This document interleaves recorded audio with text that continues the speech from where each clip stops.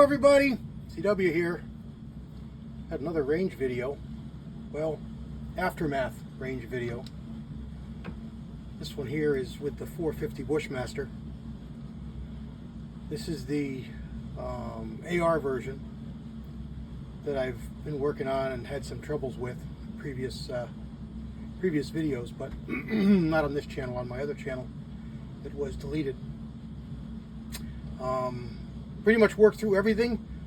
The last repairs that I did, or changes, were a new and proper magazine dedicated for the 450 Bushmaster. They are different. Some people can just throw a follower in. Some people can just use an AR mag and load it up and go and don't have problems. But I had problems. The feed lips are slightly different. They're a little shorter. There's a cutout in the front of the magazine that's not there on the 223. Not there on all 223s. And of course the follower is different. When you go to a 450 or a SOCOM, it's a single stack. It becomes a single stack magazine. So much rebated capacity, but also potential feeding issues. I think the SOCOM is a little better in this regard because it's a bottleneck, but the Bushmaster is a straight wall, and they tend to be a little harder to feed. But anyway, that wasn't the problem. The problem was the old magazine I had was an AR magazine with a 3D printed follower, and it was a nightmare at first. And then I got a different follower and it was better, and then I worked a little bit on the feed lips and it was better, but it wouldn't lock back. It wouldn't feed the last round. It occasionally wouldn't feed rounds intermittently. I even went out and bought a couple boxes of factory black 250 grain ammo, and it was no better with that. It was the same with that. So anybody who loads 450 Bushmaster will know that the data's all over the place. It's a pretty light pressured cartridge. Normally it's 50,000 psi or 50,000 copper units in an AR,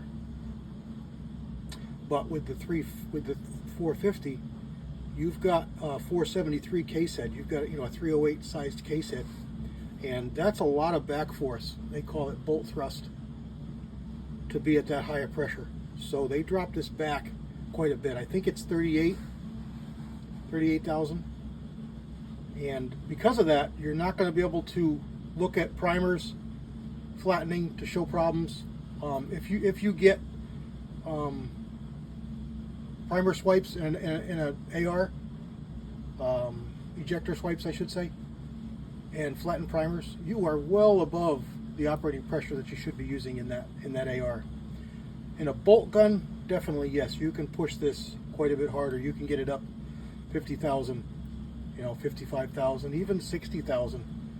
You're on your own doing that kind of thing. It's beyond the design. But if you look at the same gun that you got in your 450 in a bolt gun, it's probably also chambered in 308, and you're up there in pressures.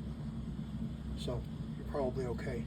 But anyway, we're not talking about that. We're talking about this range day with this little ladder I ran.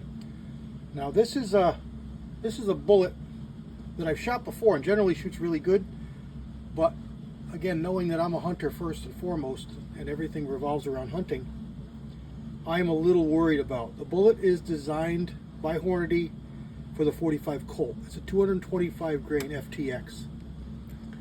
And maybe I'll pause you here and pull a couple bullets out and show you, but this is the bullet. And at first glance it's identical to all the other FTXs. But I'll pull out a 300, a 250, a 200, and one of these 225s, and we'll look at all four of those, and you'll see that there's differences.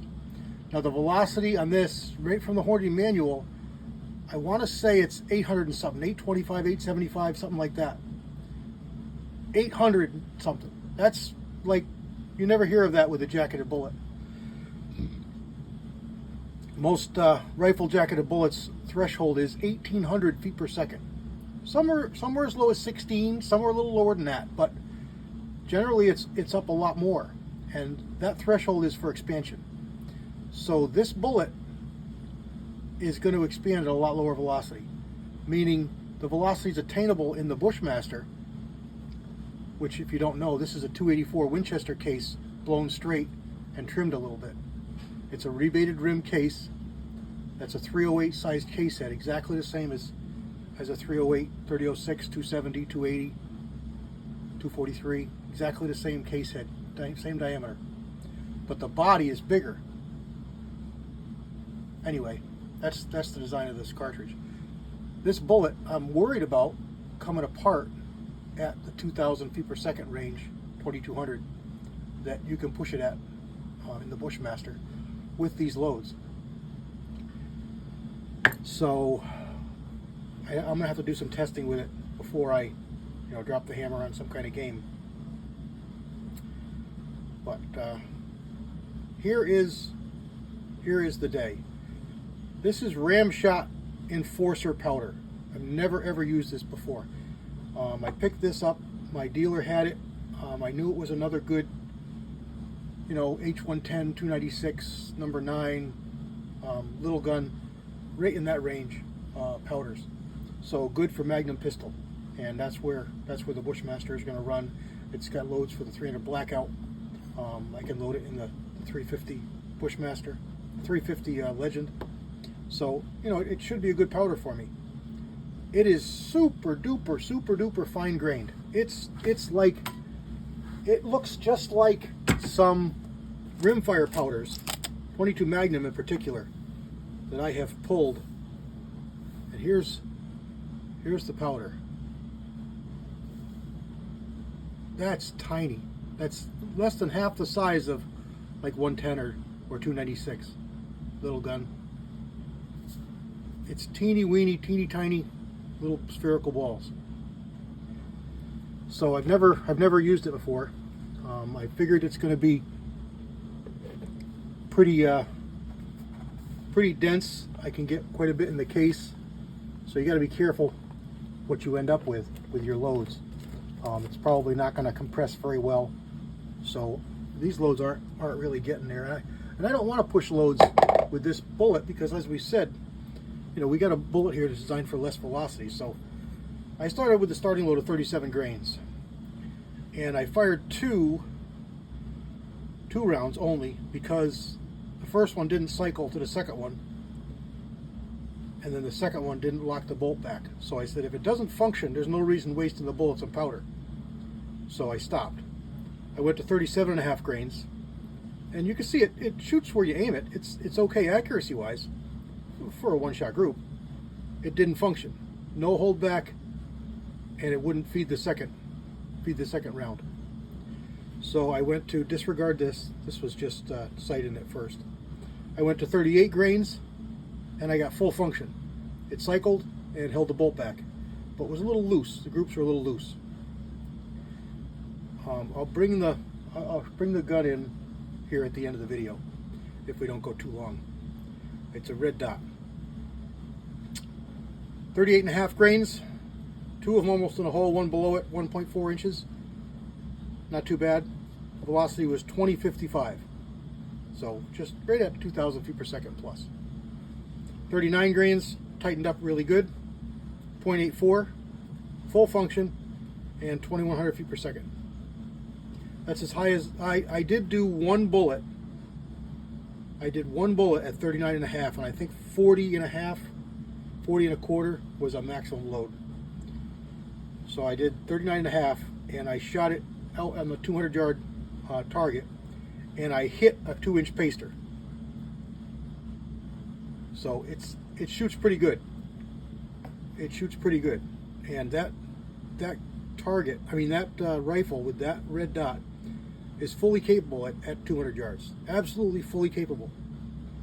It's a Leopold RDS 1 power, 1X, or 1 MOA dot. It's super crisp and clean, and you can literally put it right over a spot at your target, and you're a lot more accurate than you are with even a 2-minute, 3-minute, 4-minute dot that covers half of your target, and you're hoping you're going to hit in the middle of it. So Ramshot was a winner. Enforcer was a winner. Wasn't shooting for high velocities, just shooting for accuracy and function.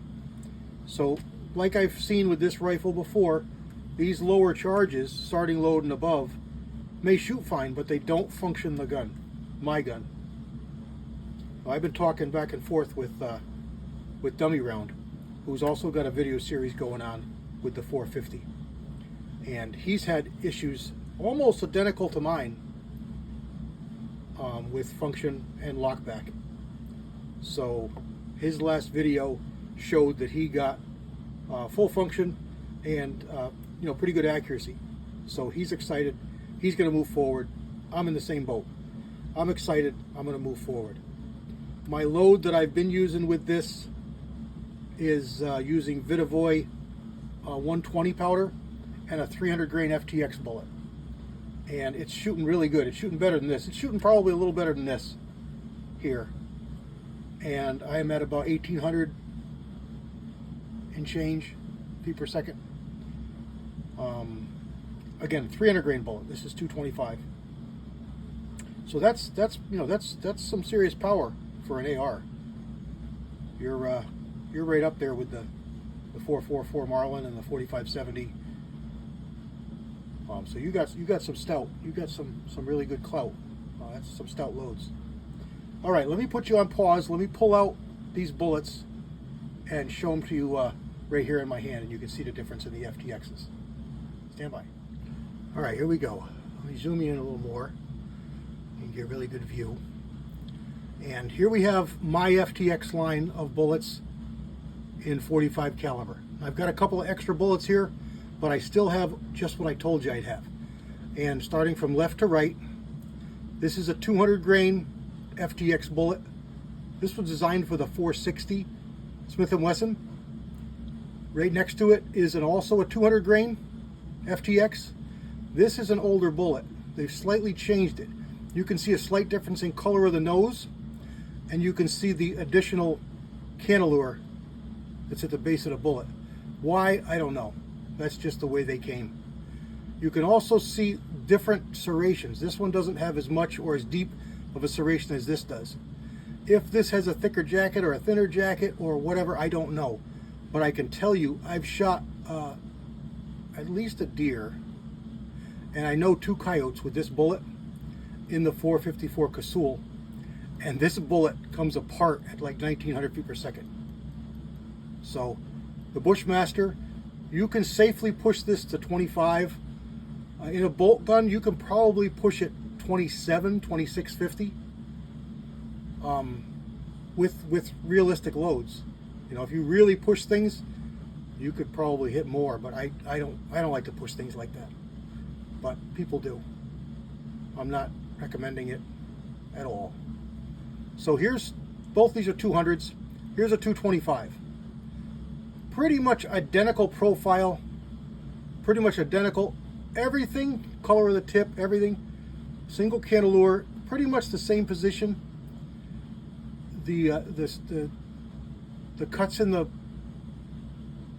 jacket are pretty much the same as the 200 new. This one here and this one here are 250s. This is a muzzle loader bullet. This is by Thompson Center. Now, I don't for a minute believe Thompson Center makes that bullet. I believe 100% that Hornady does. They just changed the color of the tip, and I believe it's identical to this, just a different colored tip. I've shot them both. They shoot good. I've shot deer with both of these, and they shoot good. You can get them going almost 23, 22 and change, and a 16-inch Bushmaster. And the nice thing about the bolt guns with these heavier bullets is you've got a lot of magazine room and throat room. So you can seat these bullets out quite a bit, and you can adjust your powder charges and still be in the lower pressure range where you should be to be safe. Yet you can get some substantial velocities over factory because you can seat that bullet out longer and you got more powder capacity. So if you've got a bolt gun, you can look into that and really benefit from some of that. And this last bullet here is the 300 grain. Again, pretty much identical, maybe a slightly different tip, maybe. I really think it's the same. The yellow one looks bigger, but I think it's just a color thing. That 225 is squatter. It's got just a little bit different profile. You can see the 250 is a little more streamlined, you know, and the 300 shares that. The 200s are pretty streamlined, but not quite as blunt as that 225. So, you know, all we can go by is what's in the Hornady manual for velocity ranges on these. So I'm going to just test it on some milk jugs or something, newspaper, wet newspaper, something, and see just what's going on. I'm just a little concerned about that 225 grain on big game. I'd shoot coyotes with it without a question, but I don't use 45 much on coyotes unless it's, you know, they run by while I'm on deer stand. But hogs too, I would worry about that in hogs. But these 250s and 300s, no problem at all. All right, there's those. Let me quick roll.